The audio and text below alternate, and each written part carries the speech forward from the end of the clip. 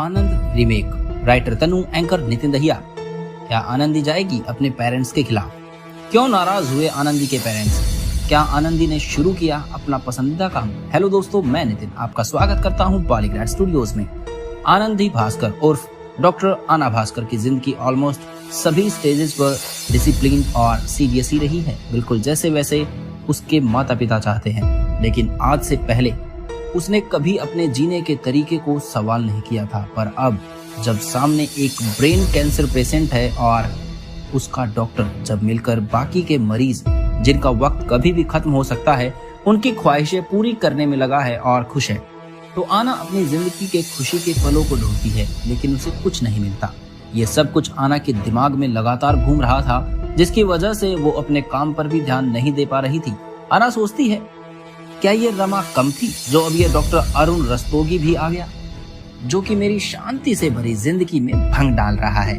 Doctor Arun, जो कि रमा का डॉक्टर है, जो आपको याद होगा एक लेडीज हॉस्पिटल में गाउन में आया था।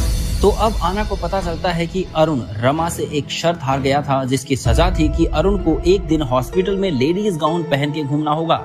जितना आना को ये चाइल्डिश लग रहा था, उतना ही अंदर से वो इसे एंजॉय कर रही थी। और अब रमा, आना और अरुण तीनों मिलकर हॉस्पिटल के मरीज जिनके पास वक्त कम था उनकी विशेष पूरी करते हैं, और जो भी वो मरने से पहले करना चाहते हैं उसे पूरा करने की कोशिश करते हैं, जो कि कभी कभी काफी मुश्किल हो जाता है, क्योंकि उन्हें एस्ट्रोनॉट बनना होता है या फिर एक बार एरोप्लेन उड़ाना होता है। आज एक मरीज को उसके पोते से मिलाने के बाद ये तीनों अपने सीक्रेट स्पॉट बिल्डिंग के पीछे वाले छोटे से पार्क में आगे बैठते हैं। रमा आकर सीधी लेट जाती है, क्योंकि उन तीनों में से अगर कोई सबसे ज्यादा स्ट्रगल कर रहा है तो वो रमा है।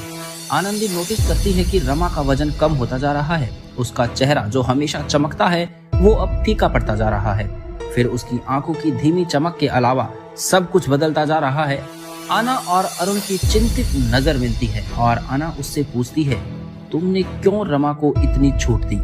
क्योंकि अगर वो ज्यादा रेस्ट करे तो वो और जी सकती है। तो अरुण उसे एक उदास मुस्कान देकर कहता है, वो भी यही चाहता था, लेकिन रमा अलग है। रमा का जिंदगी को देखने का नजरिया अलग है, और अगर रमा अपनी बची जिंदगी को अपने तरीके से ना जी पाई तो वो मरना प्रेफर करेगी। जब तक रमा रेस्ट करती है, आना और अरुण दोनों बातें करते हैं, और थोड़ी देर बाद जब रमा जाग जाती है तो अरुण माहौल को बदलने के लिए रमा को डांस को मिमिक करके दिखाने लगता है, जो आना और रोमा दोनों को हंसाता है।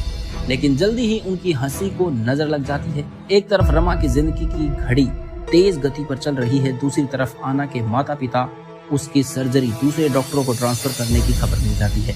आना ने अपनी शेड्यूल्ड सर्जरीज और पेशेंट्स को दूसरे अप्रोप्रिएट डॉक्टर रेफर किए थे, ताकि वो रमा और अरुण के साथ काम कर सके। लेकिन जैसे ही उसके माता पिता ने उसके डिस्ट्रैक्ट होने पर लेक्चर दिया, तो पहली बार आना ने जवाब दिया, मैं डिस्ट्रैक्ट नहीं थी, मैं बस वो कर रही थी जो मुझे पसंद है। लेकिन उसकी बात को अनसुना कर वो लेक्चर चलता रहा।